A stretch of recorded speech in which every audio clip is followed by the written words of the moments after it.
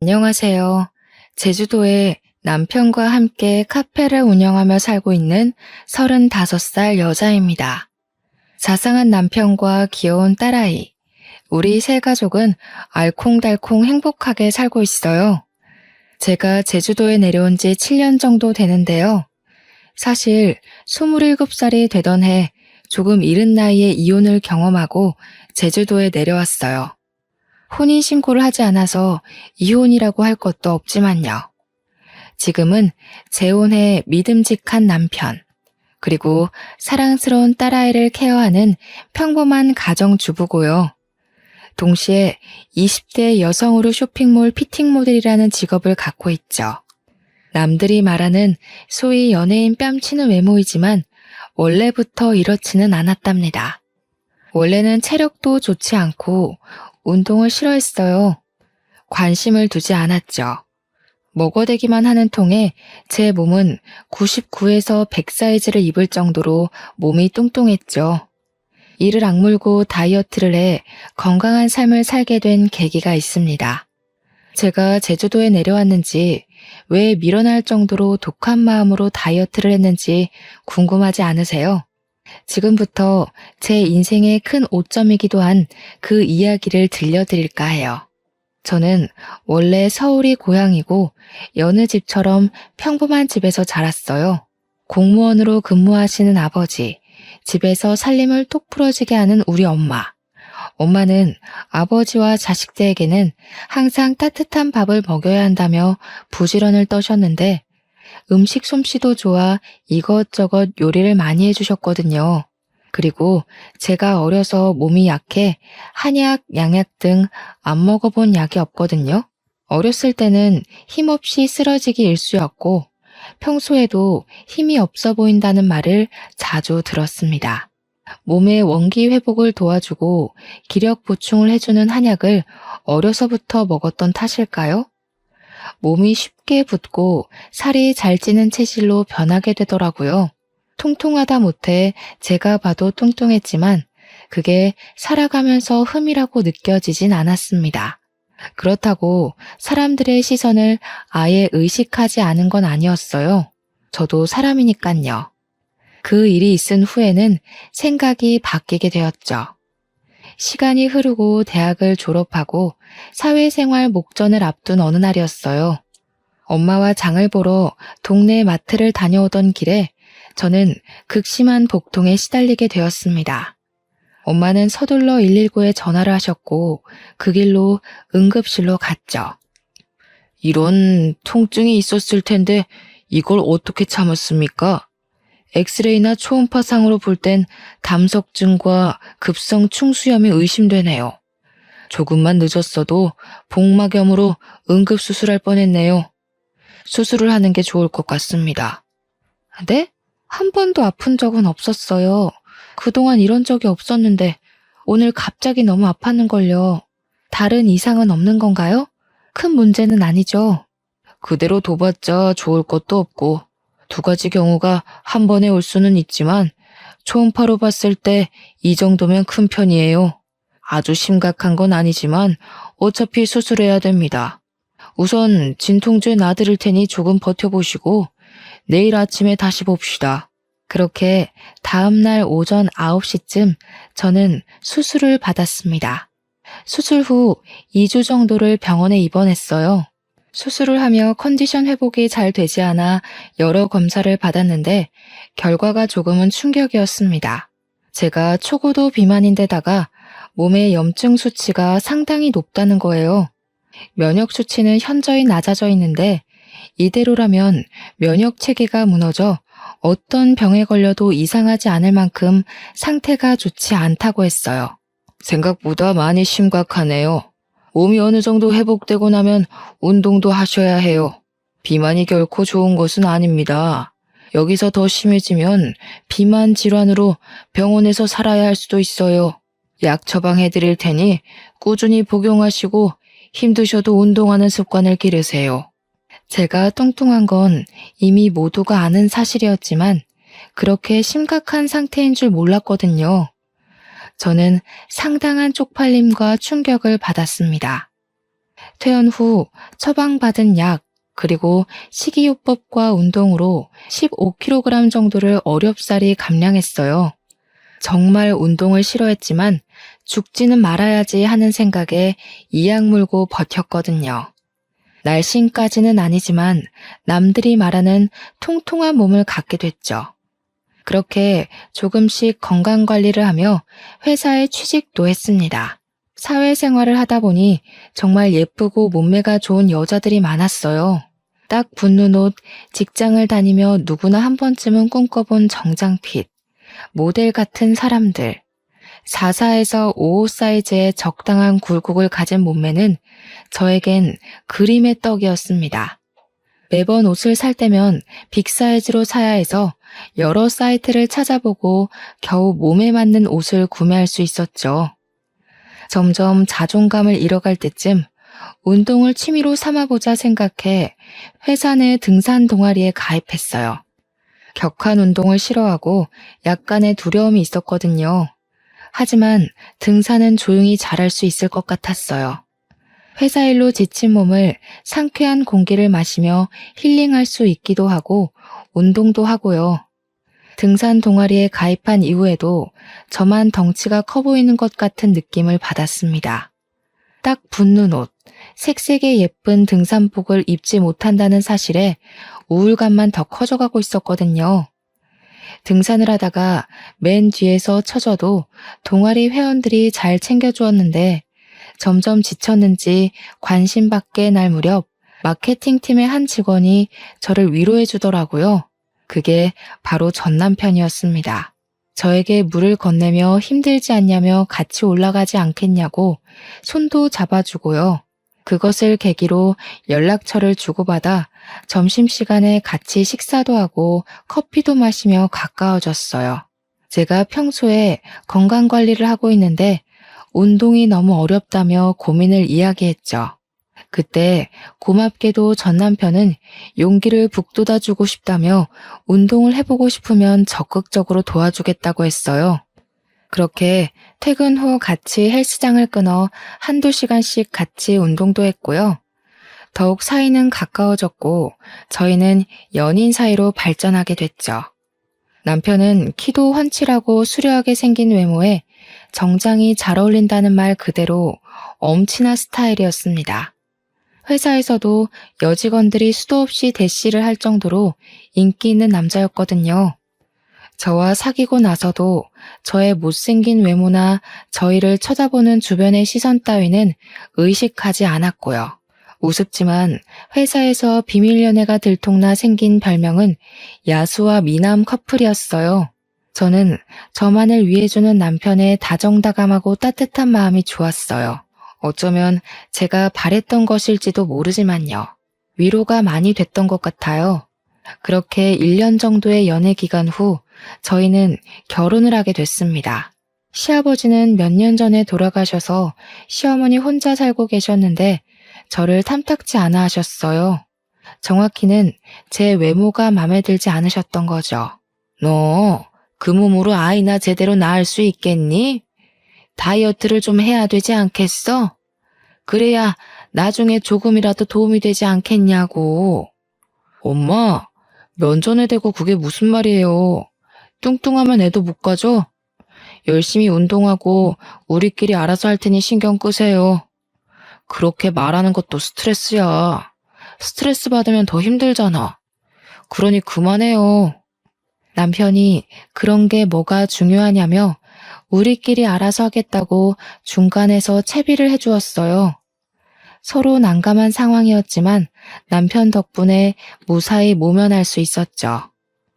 결혼식을 올린 뒤 회사 근처 오피스텔에 살았는데요. 어느 정도 돈을 모아 대출을 껴 작은 평수의 아파트를 마련하게 됐습니다. 제 친구들과 남편의 직장 동료들을 불러 집들이를 하기로 했죠. 맛있는 음식을 먹으며 분위기가 무르익다 보니 술이 모자랐어요. 저는 잠시 집 앞 마트에 다녀온다고 하고 옷가지를 챙겨 나갔죠. 지갑을 두고 와 다시 집으로 올라갔는데 현관 앞에서 그대로 멈출 수밖에 없었어요. 술이 조금 들어간 상태고 늦은 시간이어서 제 친구들은 먼저 집으로 갔고요. 남아있는 남편 친구들이 대화를 하는데 화가 나기보다는 비참한 기분이 들었거든요. 야, 도영아, 이제 좀 솔직해져봐. 재수씨도 없고 우리끼리 있는데 너 마음에도 없는 결혼하고 지금 이 생활 만족하냐? 솔직히 재수씨 착한 거 빼면 볼 거 없잖아. 뭘 보고 결혼했어? 맞아. 너 지은이한테 거하게 차이고 나서 복수하고 싶어서 결혼한 거 모를 줄 알아? 그리고 솔직히 지금 애도 없는데 마음도 없으면 온전하겠냐고. 요즘에 이혼이 흠도 아니고 할 수 있을 때 하는 게 좋다고 본다 나는.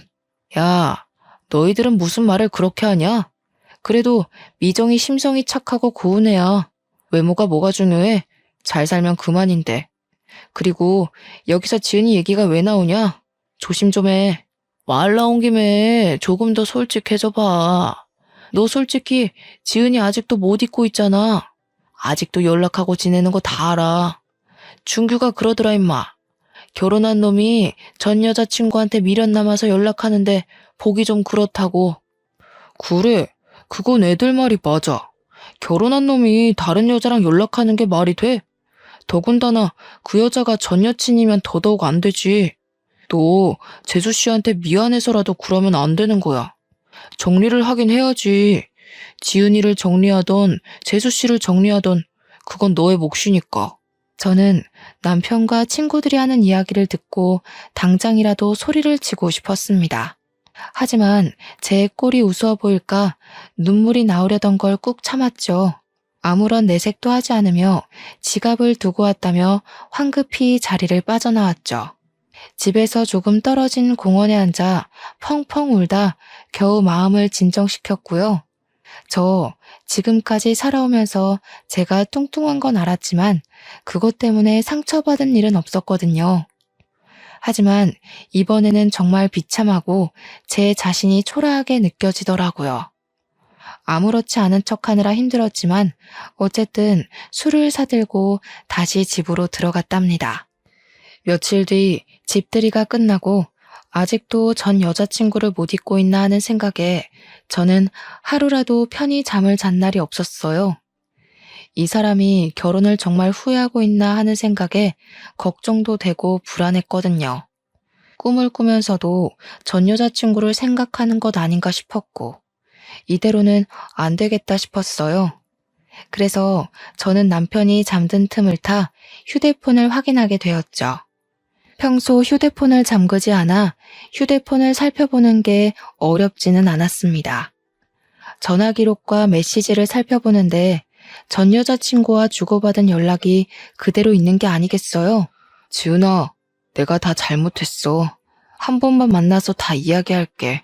내가 너한테 복수하고 싶다는 생각에 홧김에한 결혼이라는 거 알잖아. 정말 사과하고 싶어. 나랑 만나서 이야기 좀 하자. 5분만이라도 시간 내줘. 난 너밖에 없어. 너 지금 그 결혼 생활 만족해? 내가 그렇게 하면 돌아갈 줄 알았니? 웃기는 소리 하고 있어. 지금 나 불륜녀 만들려고 작정했니? 이거 완전 미친놈 아냐. 그 어떤 말을 해도 나는 너밖에 없어. 내 마음 알잖아. 나 너 아직도 많이 사랑해. 결혼도 후회하고. 정말 미안해. 내 마음을 다시 받아줄 수 없겠니? 대충 이런 내용이었습니다. 정말 기가 막히지 않나요? 외간 여자가 가정이 있는 남자와 저런 내용의 연락을 주고받았다는 것도 웃기지만 더 웃긴 건 남편이 저런 말을 듣고도 아무런 대꾸를 하지 않았다는 거예요. 저는 주고받은 대화 내용을 모조리 캡처해 제 휴대폰으로 전송했어요. 조금이라도 증거를 모아두어야 했죠. 이혼하고 싶은 생각은 없었지만 그게 최선이라 생각했어요. 물론 남편의 휴대폰에서는 저에게 보낸 흔적을 지웠고요. 혹시나 해서 사진첩도 봤는데 아니나 다를까 그 여자와의 흔적이 남아 있었습니다. 심지어 그 여자의 번호는 내 짝꿍 하트로 저장되어 있는 게 아니겠어요? 저는 휴대폰을 보면 볼수록 남편에 대한 실망감이 커져갔지만 우선 아무렇지 않은 척 하기로 했어요. 정말 피가 거꾸로 솟는 느낌이었습니다. 온몸에 힘이 빠졌어요. 그날 휴대폰을 통해 알아낸 그 여자 번호로 연락을 했습니다. 만나서 이야기 좀 하자고. 다음날 연차를 내고 그 여자를 만나러 집 근처 카페로 향했죠. 카페에 먼저 도착해 언제쯤 오나 생각하던 찰나에 누군가 들어오는 소리에 시선을 돌렸습니다. 그 여자가 제 앞으로 당당하게 걸어오더니 다리를 꼬며 앉았어요. 안녕하세요. 생각보다 더 평범해서 놀랬네요. 이렇게 갑자기 만나자고 하는 걸 보니 우리 만나는 거 도영이는 알아요? 아, 그 전에 빈 껍데기 남편이랑 사는 거 만족해요? 네? 빈 껍데기요? 말 함부로 하지 말아요. 과거가 어찌됐든 지금은 법적인 내 남편이에요. 무슨 권리로 그런 말을 하는 거예요? 의외로 성깔 있으시네. 도영이 눈이 이렇게 낮은 줄 몰랐네요. 당신을 사랑한다는 그 말 진짜인 것 같아요? 아직도 나를 못 잊어 안달인데 평생 같이 살 수 있어요? 과거는 중요하지 않아요. 지금이 중요하지. 남편이 그렇게 연락해도 그쪽이 연락을 자꾸 받아주는 거 보면 그쪽도 무슨 속셈이 있나 봐요? 앞으로 더 이상 연락하지 않았으면 해요. 서로 사람답게 살자고요. 개념 좀 챙기고. 심란한 마음을 이끌고 집으로 돌아가려는데 시어머니에게 연락이 왔습니다. 어머니 목소리가 심상치 않으셨어요. 집에서 15분 정도 가까운 거리에 살고 계셔서 저는 무슨 일이 있나 싶어 달려갔죠. 초인종을 누르자 금방 문을 열어주셨는데 표정이 너무 떨떠름해 보이셨어요. 예, 너 연차 써서 집에 있다길래 얘기 좀 하려고 불렀다. 너네 결혼한 지 벌써 몇 년째니? 왜 아직도 아이 소식이 없어? 남편이랑 시댁에 잘하면 뭐하니? 정작 중요한 며느리 도리를 하지 못하고 있는데. 너네 부부 맞니? 어머니, 죄송하게 생각해요. 저희도 노력하고 있어요. 그러니 조금만 기다려주시면 안 될까요? 저희 이제 자리 잡고 조금만 노력하면 되니까요. 그놈의 노력. 그러게, 내가 결혼 전부터 다이어트 하라고 하지 않았니? 내가 남자여도 너 보기 싫을 것 같다, 얘. 누가 그런 몸뚱이를 좋아한다니? 그렇게 다이어트를 하라고 말을 했는데 듣지를 않으니 원. 미련 곰탱이도 아니고 정말. 어머니, 그래도 말씀을 너무 그렇게 하지 않으셨으면 좋겠어요. 저도 노력하고 있고요. 아이는 하늘이 점지해 주시는 거라는데 조급해봤자 좋을 게 없다고 생각해요. 사실 저희도 그렇게 급하게 생각하고 있지 않고요. 저 그만 돌아가 보겠습니다. 쉬세요. 어머, 얘 말하는 꼬락서니 좀 봐라. 네가 드디어 미쳤구나. 너 내가 이런 말 했다고 기분 나빠? 그러게, 내가 진작에 하란 대로 했으면 이런 일도 없잖니. 지나가는 사람들 붙잡고 물어봐라. 너의 그 뚱뚱한 몸을 누가 좋아하는지. 안 그래도 심란했는데요. 시어머니의 말을 듣고 제대로 빈정이 상해버렸어요. 남편에 대한 배신감과 그 여자에 대한 분노, 그리고 시어머니에 대한 원망으로 가득 찼고 저는 그날로 운동을 하기로 마음먹었습니다. 저도 직장을 다니는 터라 주간에는 근무를 해야 했어요. 그래서 새벽에 2시간 정도 일찍 일어나 스트레칭과 조깅을 했습니다. 퇴근 후에는 남편과 다니던 헬스장에 1:1 PT 이용권을 끊어 운동을 했고요. 남편은 제가 운동을 한다니 적극적으로 도와준다더군요. 거절할 이유가 없던 저는 건강관리를 한다는 명목하에 다이어트 한약과 온갖 영양제를 몸에 쏟아붓기 시작했어요. 그리고 약간의 성형을 했고 철저한 식단 관리와 운동을 병행했죠. 악착같이 노력한 결과 1년 정도의 기간 동안 30kg 감량이라는 쾌거를 이룰 수 있었습니다. 소위 말하는 연예인 뺨치는 외모와 몸매를 갖게 됐죠. 처음에는 저를 바라보는 시선이 부러웠지만 점점 자신감을 되찾으며 당당해지기 시작했어요. 지금까지 도와준 남편이 고마웠지만 시어머니의 모욕적인 말과 제가 당했던 굴욕들, 그것을 생각하면 화가 치밀어 올랐어요. 용서도 안 됐고요. 저는 이미 남편을 미워하고 있었고 받은 수모만큼 대갚음 해줘야겠다는 생각만 했습니다. 여전히 남편은 전 여자친구와 연락을 주고받고 있었거든요. 동창 모임이 있다며 나갔다 오면 꼭 외박을 했는데 안 봐도 비디오지 않나요? 이미 저로서는 남편에 대한 신뢰가 땅에 떨어질 대로 떨어진 뒤였죠. 아이를 가져야 한다는 명목으로 회사를 그만두고 살림에 전념하라던 시어머니의 말대로 저는 회사를 그만두고 자기 관리에 전념하기로 했어요. 물론 아이를 가질 마음은 절대 없었지만요. 말을 고분고분 듣는 며느리 코스프레를 하느라 여간 고생한 게 아니었습니다. 회사 일을 그만두니 적적하긴 했습니다. 그러던 저에게 어느 날 새로운 제안이 왔어요. 병원에 다녀오던 길이었는데 쇼핑몰 피팅 모델 일을 해보지 않겠느냐며 길거리에서 캐스팅을 당한 겁니다. 저는 한 번도 해보지 못한 분야의 일이었고 내가 과연 잘할 수 있을까 하는 의구심이 들었죠. 무모한 도전이다 생각하며 눈을 질끈 감고 우여곡절 끝에 첫 촬영을 마쳤어요.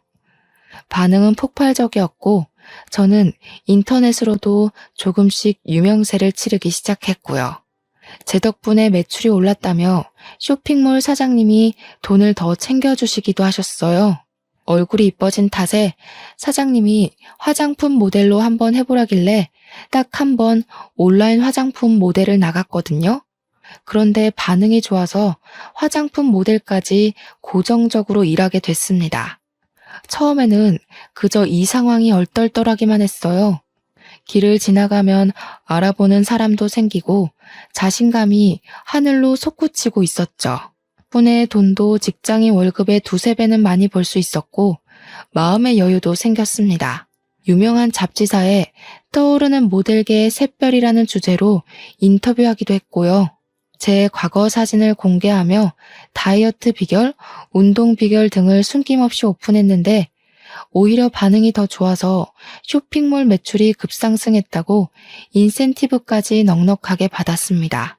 그런 저의 모습을 남편과 시어머니는 대단하다며 칭찬을 해줬어요. 시어머니는 이제야 제가 정신을 좀 차리는 것 같다며 아이를 가지라고 여전한 모습이셨지만요. 친구들과 부모님은 제가 예뻐진 것보다 당당해지고 자신감이 생긴 것에 대해 축하를 해주셨습니다. 하지만 저는 남편에게 복수할 날만 기다리고 있었죠. 예, 이제 좀 말이 통하는구나. 그렇게 말할 때는 듣지도 않더니 네가 무슨 바람이 불어서 오래간만에 며느리 노릇을 좀 하는구나. 곧 좋은 소식도 들려주겠지? 기대하고 있으마. 에이, 엄마는 또 잘 나가시다 왜 그러실까? 아이 문제는 우리가 알아서 할 테니 엄마는 그저 지켜보기만 하시라니까는. 우리 걱정 말고 엄마 끼니나 잘 챙겨 드시고 그러세요. 엄마 그거 오지랖이다. 이놈 새끼가 엄마한테 말버릇이 그게 뭐야? 시애미가 돼가지고 그 정도 말도 못하고 산다냐? 알아서 잘 하겠다마는 그래도 어른이 노파심으로 얘기를 하는데. 아무튼 좋은 소식 기다리고 있으마. 사실 이제 와서 말씀드리지만 그때 남편과 저는 혼인신고를 하지 않은 상태였거든요. 왜냐하면 집을 구매해서 세금 문제로 1년 정도만 더 있다가 혼인신고를 하자 합의를 했어요. 물론 양가 부모님에게는 비밀로 했고요. 혼인신고를 안 했다고 하면 그게 말이 되냐며 노발대발 하셨을 옛날 분들이셨거든요. 저는 이제는 때가 된 것 같아 결심을 했습니다. 남편에게 그동안의 모든 일을 적어놓은 편지 한 통만을 남긴 채 짐을 싸서 친정으로 왔어요. 남편은 출장을 간 상태였고 전 그 사이에 모든 것을 정리하기로 결정했죠. 그동안의 일을 모두 부모님께 말씀드렸더니 부모님은 화를 내시기는커녕 한숨을 푹 쉬셨습니다. 솔직히 화를 내실 줄 알고 조금 긴장했었거든요. 오히려 부모님은 제 결정이 그렇다면 믿어주겠다고 응원을 해주시는 게 아니겠어요? 저는 부모님께 죄를 짓는 것 같고 불효를 저지른 것 같아 가슴이 찢어지는 것 같았어요. 그러기도 잠시 남편이 출장 갔다 돌아왔는지 전화에 불이 나기 시작했습니다. 남편의 시어머니까지 전화기를 꺼둔 탓에 부모님 휴대전화에도 불이 나기 시작했죠. 연락이 닿질 않자 친정에 찾아온 남편은 한 번만 만나달라며 애원하기 시작했어요. 친정 부모님께도 혹시라도 찾아오면 절대로 문 열어주지 말라고 채비해 놓았고요. 미정아, 이러지 말고 만나서 얼굴 보고 이야기하자 제발. 갑자기 이러는 이유가 뭔지 모르겠어. 나 지은이랑 아무 사이도 아니란 말이야. 네가 오해하고 있는 것 같은데 내가 전부 다 설명할게. 제발 한 번만 만나줘. 며칠을 문전박대하며 만나주지 않았어요. 지치는 법도 모르는지 하루도 안 빼놓고 친정집에 오길래 이 짓도 못할 짓이다 싶고 부모님이 괜히 피해보시는 것 같아 집 앞 호프집에서 만나자고 했죠. 맨정신에는 제대로 상대할 수 없을 것 같아 단숨에 맥주 한 잔을 들이켰죠. 아니나 다를까 저를 본 남편은 불쌍한 척을 하며 되지도 않는 변명을 늘어놓더군요. 가만히 듣자 하니 정말 가증스럽고 역겨웠어요. 미정아, 너도 알잖아. 내가 널 얼마나 사랑하는지. 전 여자친구 때문에 널 만나서 결혼한 게 아니야. 물론 너를 처음 만날 땐 보여주고 싶은 마음은 있었어. 하지만 결혼은 정말 온전히 네가 좋아서 한 거야. 제발 날 믿어줘. 어떻게 하면 마음을 돌릴래? 뭐? 사랑? 웃기는 소리 하고 있네. 내가 무슨 마음으로 독하게 다이어트 했는지 알아? 이게 다 당신이랑 어머니 때문이라고. 아직도 모르겠어? 날 그렇게 무시하고 짓밟을 때는 언제고 이제 와서 사랑 타령이야? 그게 무슨 말이야? 사랑 타령? 그리고 왜 갑자기 여기서 엄마 이야기가 나와? 알아듣게 좀 이야기해. 엄마가 너한테 무슨 짓을 하기라도 했어? 왜 가만히 있는 우리 엄마까지 들먹여? 엄마가 애 낳으라고 한 것 때문에 그래? 어른이 그 정도 말은 하실 수도 있는 거지. 이 와중에 시어머니 이야기를 하니 발끈하며 감싸는 모습을 보고 그나마 남아있던 정도 뚝 떨어지더라고요. 지금 상황에서 누가 갑인지 모르는 것 같았어요. 어떻게 하면 저렇게 멍청한 말을 할 수 있을까 의구심이 들었죠. 저 같으면 무조건 미안하다고 싹싹 빌었을 건데 자기 엄마 편을 들고 앉아있는 꼴이라니 더 이상 말할 가치가 없었습니다. 도영씨, 아직 정신 덜 차렸구나. 나랑 결혼 생활하면서 그 여자한테 찝쩍거린 건 뭔데? 지금까지 연락 주고받는 거 내가 모를 줄 알았어? 내가 바보니? 너 집들이 하던 날 친구들이 하는 소리 듣고 가만히 있더라? 내가 그때 얼마나 비참했는지 알아? 네가 알기나 하냐고. 아니 그게 아니라 미정아, 내가 이렇게 빌게. 나 한 번만 봐주라. 솔직히 결혼 전엔 네가 못생겨서 정이 안 생겼어. 그건 인정해. 그런데 결혼하고 네가 환골탈태한 모습을 보니 생각이 달라지더라고. 이건 어쩔 수 없는 남자의 본능이야. 그러니 이해해 줄 수 없겠어? 본능? 본능 같은 소리 하고 있네. 당신 미쳤구나 진짜? 내가 그 여자 대용이었어? 내가 재활용품이니? 날 고작 그런 취급하려고 나랑 만나서 결혼까지 한 거야? 그래, 이제 이뻐지니까 나한테 조금 미련이 생겼나 보지? 그러게, 처음부터 엄마가 살 빼라고 했으면 내가 지은이한테 연락할 일은 없지 않았겠어? 이건 너도 잘못이 있는 거야. 그러니 우리 서로 좋은 게 좋은 거라고 다시 예전으로 돌아가자, 어? 나랑 살면서 그 여자한테 찝쩍댄 거? 이해한다 쳐. 그래, 1000번이고 10,000번이고 이해해줄게. 너 차여서 나한테 들러붙은 거라며? 그럼 이해하기가 조금 쉽겠네. 어차피 아무 사이도 아니니 나한테 거하게 차였다고 생각해. 다른 여자 구해서 그 여자한테 정이라도 붙여보던가. 정말 얼토당토 않는 말이지 않나요? 어쩜 그렇게 아무렇지 않게 뻔뻔한 말을 내뱉을 수가 있는지 의문이었습니다.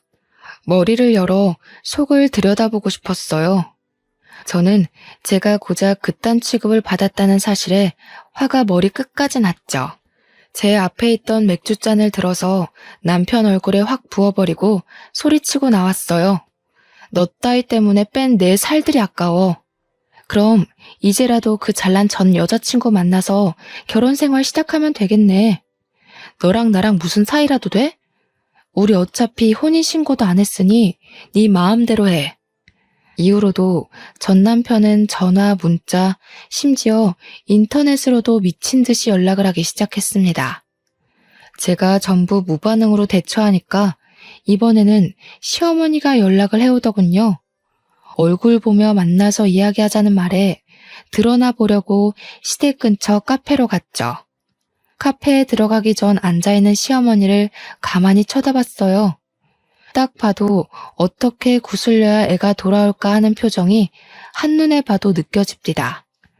저는 더 이상 휘둘리지 않을 자신이 있었기에 마음을 가다듬고 당당하게 카페 안으로 들어섰어요.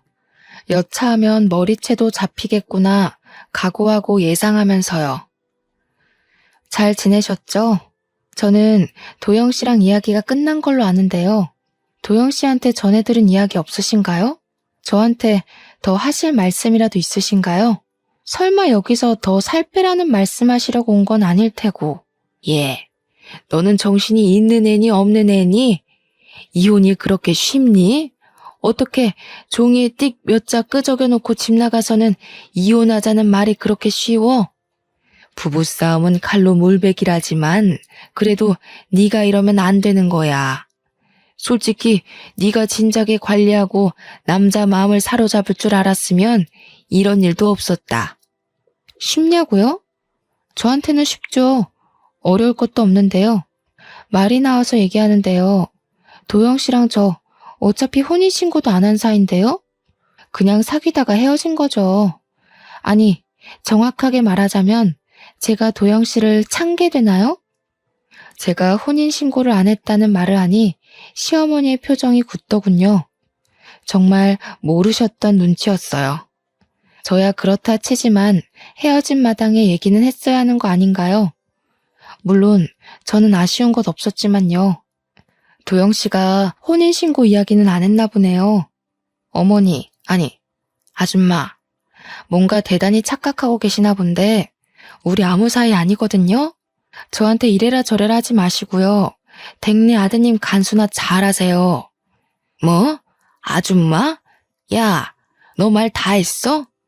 그래도 내가 너 시어머니였던 사람인데 어떻게, 뭐? 아줌마? 나 참 기가 막혀서. 너 가정교육을 그렇게 받았니? 네 부모가 그렇게 가르치던? 못생긴 거 잘난 우리 아들이랑 결혼시켜줬더니 은혜도 모르는 이 배은망덕한 것. 진짜 뭘 모르는 건 아줌마예요. 저기요, 댁 아드님이 나랑 같이 살면서 전 여자친구한테도 빌빌거린 거 모르세요? 나한테 와서 이럴 게 아니라 아드님을 잡으셔야지. 그리고 뭐? 교육? 그럼 그쪽은 교육을 참 잘해서 결혼하면 다른 여자한테 찝쩍대라고 가르쳤나? 앞으로 한 번만 더 연락하면 나도 가만히 안 있어요. 알겠어요? 아니, 얘는 뭘 그런 걸 가지고. 그러지 말고 내가 다 잘못했으니 다시 올라오거라. 도영이 어디에 한눈 못 팔게 잘 잡고 있을 테니까 나 믿고 다시 시작하자꾸나. 내 약속하마. 한 번만 더 찾아오면 간통죄던 상간녀 소송이던 고소할 겁니다. 정신적 피해 보상까지도요. 혼인신고만 안 했지. 주변 사람들은 이미 결혼식 왔다 갔고 집들이도 했고 집도 같이 샀고 그 사람들이 다 증인이에요. 어디 한번 물어볼까요? 버젓이 아내가 살아있는데 전 여자친구 못 잊어서 만나러 다니는 불륜남 어떻게 처리할지? 아니 미정아, 무슨 말을 그렇게 하니? 그러지 말고 내 이야기 좀 들어보렴. 내가 조금 전에는 흥분해서 막말을 했어. 실수했다가 서로 살아가면서 실수를 한 번쯤 하길 마련이야. 서로 이해하며 넘어가 줄 수는 없겠니? 친척들 얼굴은 어떻게 보고 또 도영이가 망가져가는 꼴을 나더러 어떡하라는 소리니? 그건 아줌마가 알아서 하셔야죠. 그것까지 제가 신경 써야 될 이유가 있나요? 저한테 그렇게 살 빼라 애가져라 했던 분은 어디 가셨어요? 이제 주제 파악 좀 되셨으면 댁에 돌아가셔서 아드님 회초리를 치시던지 가둬놓고 패시던지 정신 좀 차리라고 해주실래요? 저는 더 이상 상대할 가치도 못 느꼈습니다. 그럴 힘도 없었고요. 잔뜩 소리를 치고는 연락하지 말라며 자리를 박차고 나왔어요. 너무 연락을 해대는 통에 저는 결국 휴대폰 번호를 싹 다 바꿔버렸죠. 친정집에 더는 찾아오지 못하도록 다른 지역으로 이사까지 갔고요. 정말 진절머리가 난다는 말이 이런 데서 나오나 봅니다. 다행히 그 뒤로 더는 찾아오지 않더라고요. 저는 서울에서의 생활을 정리하고 제주도로 터전을 옮겼어요. 모델 일을 하며 충분한 돈을 모았기에 제주도에서 좋은 풍경을 보며 여유롭게 생활하고 싶었거든요. 그동안 많이 힘들었고 마음의 안정을 되찾고자 노력했습니다. 그래서 제주도에 작은 정원이 딸린 전원주택을 사서 정착하게 되었죠. 제주도에서 잠시 휴식기를 가지며 저를 위한 여행을 시작했어요. 여행이라고는 별다를 것 없이 혼자 영화를 보기도 하고요. 서점에 들러 책을 사 카페에서 커피 한 잔을 하며 독서를 즐기기도 했고요. 탁 트인 바다를 보며 그림을 그려본다든지 사진을 찍는다든지 제주도 이곳저곳을 돌아다녔죠. 그러다 여행을 하며 자주 들리던 카페 사장님과 친분이 생겼습니다. 제가 은근 고지식해서 한 가지 메뉴에 꽂히면 그 메뉴를 파는 가게에서만 사 먹는 버릇이 있거든요. 그날도 어김없이 늘 먹던 메뉴를 주문하려고 했습니다. 늘 혼자 오시면서 같은 메뉴만 주문하시던데 이번에는 제가 추천 좀 드려볼까요? 저는 제가 먹던 것만 먹어서 어떤 게 좋은지 모르겠네요. 감사하지만 추천해 주실 만한 메뉴가 있나요? 무가당 주스만 드시길래 이번에는 달달한 커피 한번 추천해드리고 싶은데요.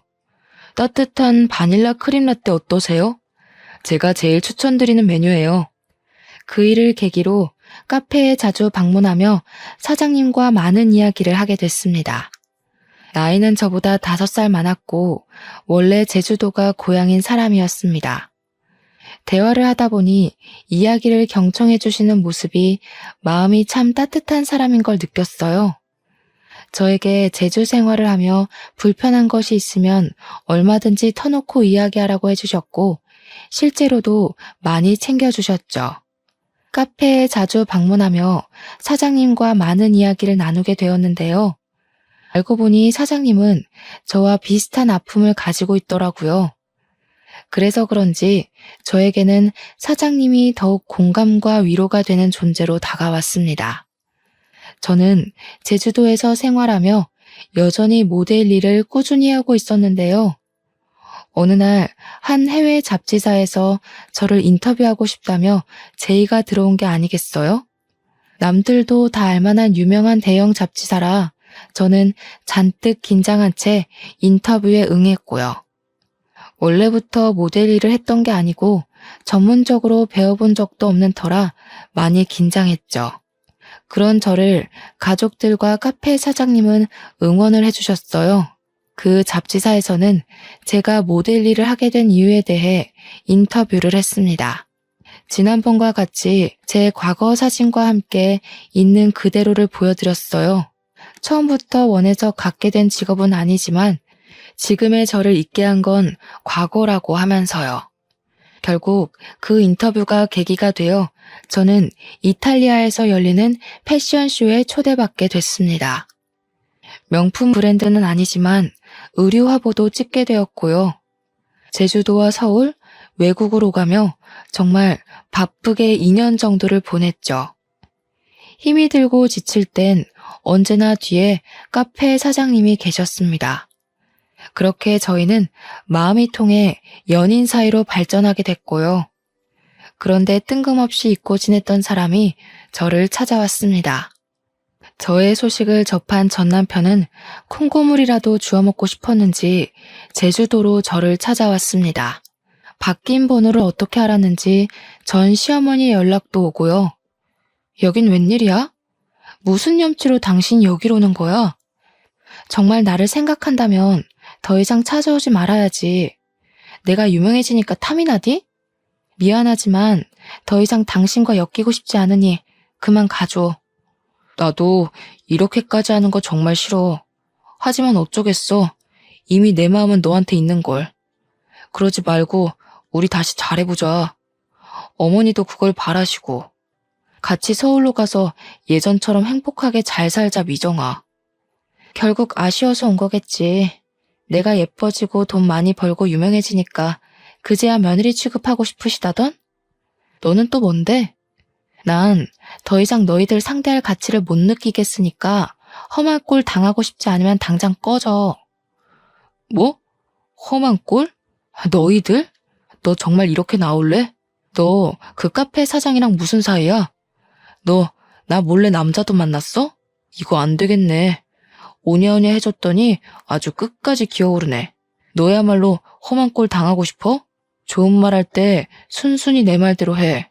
정말이지 등산 동아리에서 처음 만났던 그 다정다감했던 남편이 맞는지 의심스러웠어요. 정말 한순간에 눈빛이 변하는데 사람이 어떻게 저렇게 변할 수 있나 싶었다니까요. 하지만 저는 더 이상 겁이 나지 않았습니다. 꿀릴 게 없었거든요. 열차 끝난 뒤에 태워달라 하소연하면 무슨 소용이냐고요. 저는 마음을 다잡고 다시 한번 이야기했습니다. 다시 한번 말하지만 이미 우리는 끝난 사이야. 집착하지 말고 돌아가줬으면 해. 좋게 말할 때 각자 갈 길 가자. 이제 와서 왜 이러는 거야? 남편이 자기 마누라 덕 좀 보겠다는데 그게 그렇게 안 될 일이야? 너도 아마추어 같이 왜 이래? 괜히 버티지 말고 당장 나랑 서울 가자. 이리 와. 왜 이래 도대체? 우리 이미 끝난 사이라고 몇 번을 말해? 너와 나 혼인신고도 안 한 남이었어. 아니, 남보다 못한 사이였지. 일말의 양심이라도 있으면 이렇게 찾아오면 안 되지. 이거 나 놓으라고. 전 남편이 갑자기 제 손을 잡아 끌며 막무가내로 데리고 가려는 게 아니겠어요? 정말 이러다 무슨 일이 나겠다 싶었습니다. 점점 힘은 빠져가고 거의 전 남편에게 끌려가다시피 실랑이를 하고 있는데 카페 사장님이 나타나셔서는 남편에게 주먹을 휘두르셨어요. 사장님은 이게 무슨 짓이냐며 남편과 몸싸움을 하셨고 주민들의 신고로 경찰이 오고 파출소로 연행된 뒤에야 멈출 수 있었습니다. 전 남편은 파출소에서 사장님에게 콩밥 좀 먹어보라며 절대 합의는 없다고 큰 소리를 쳐댔고요.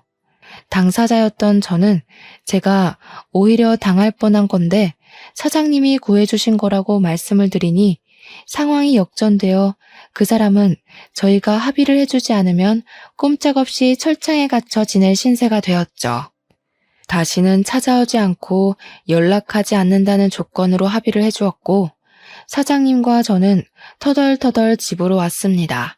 사장님에게는 별다른 저의 이야기를 하지 않아서 이 상황에 대해 의문을 품고 계셨어요. 저는 미리 말하지 못해 미안하다며 그동안의 이야기를 전부 해드렸죠. 미정 씨, 그걸 왜 이제야 말하는 거야? 내가 그렇게 못 믿어왔어? 내가 마침 그 앞을 지나가지 않았으면 미정 씨 정말 큰일 날 뻔했다고. 왜 이렇게 사람을 불안하게 하는 거야? 왜 이렇게 사람을 걱정시키냐고. 죄송해요, 사장님. 말할 분위기도 아니었고 그렇게 좋게 끝난 일은 아니라서 선뜻 말하기도 죄송했어요. 제 과거를 다시 생각하기도 싫었고요. 제가 과거를 이야기하면 사장님도 저를 안 좋게 생각하실까 봐. 미정 씨 참 미련하다. 이렇게까지 말하는데 모르겠어? 이제 알 때도 되지 않았나? 나 미정 씨 많이 좋아해. 난 앞으로 미정 씨가 내 눈앞에서 이런 위험한 일 겪는 거 못 참겠어. 이 상황에서 할 말은 아니지만 앞으로 남은 인생 나와 함께 걸어가 보지 않겠어? 사장님, 저를 그렇게 생각하고 계실 줄은 몰랐어요. 저는 아직도 제가 보잘것 없다고 생각했는데 좋게 생각해 주셔서 감사해요. 든든한 제 편이 생겨서 기분이 좋네요. 앞으로도 잘해봐요. 그렇게 사장님과 저는 부부의 연을 이어가기로 했습니다. 가족들과 모여 식사를 하고 사진을 찍는 것으로 결혼식을 대체했고요. 지금까지 제주도에 정착하며 행복한 삶을 살고 있답니다. 작년에는 딸아이도 태어나 지금은 2살이 되었고요. 여전히 모델 일을 하고 있고 육아와 병행하려니 여간 힘든 게 아니지만 정말 행복하고 즐겁게 일하고 있답니다. 전 직장 동료의 말을 들어보면 전 남편은 이리저리 선을 보러 다니기 바쁘다더군요. 결혼해서 아이를 낳고 가정을 꾸려나가도 모자랄 나이에 어머니 등살에 떠밀려 선을 보러 다니는 꼴이란. 아무튼 이렇게 저는 과거를 뒤로한 채 행복하게 살고 있답니다. 물론 그때 그 일이 생각 안 나는 건 아니에요. 그것도 어떻게 보면 제 인생의 일부이기도 하니깐요. 그런 말이 있죠. 겉모습만 보고 판단하지 말라고. 세상을 살아가는 데 있어 정말 중요한 건 외형적인 모습이 아니라 그 사람의 내면인 것 같아요.